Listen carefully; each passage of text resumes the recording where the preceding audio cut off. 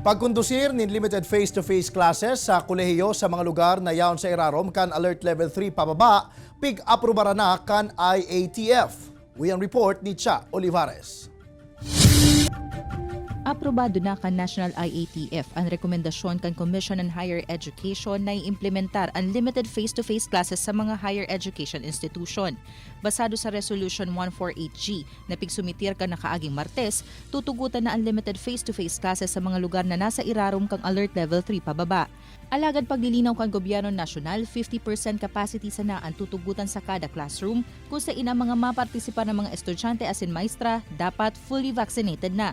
Ang Phase 1 kan limited face-to-face classes masikad sa December ngunya na taon, mantang Enero 2022 man ang Phase 2. Ang second-year IT student na si Lara, aminadong nadidipisilan na kan sa inang kamugtakan kung kaya naglalaom na ining mapabali ang sa inang eskwelahan sa Phase 1. Programming more on computer po.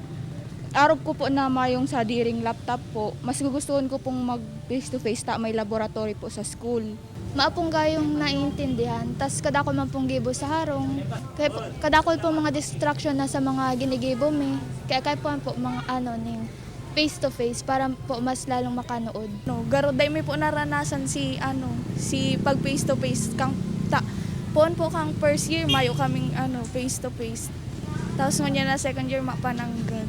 Alagad sigun sa Ched Bicol, sa ngunyan mayo pa man subot nin eskwelahan sa rehiyon na nag-a-apply sa inda.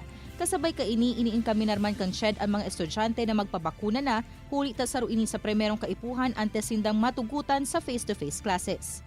Pwede na siya mag-reopen. Pero syempre po, merong guidelines pa rin ang CHED at saka DOH na ito ay pinag-aralan ng mabuti. May mga requirements pa rin doon. Cha Olivares, Balitang Bicolandia.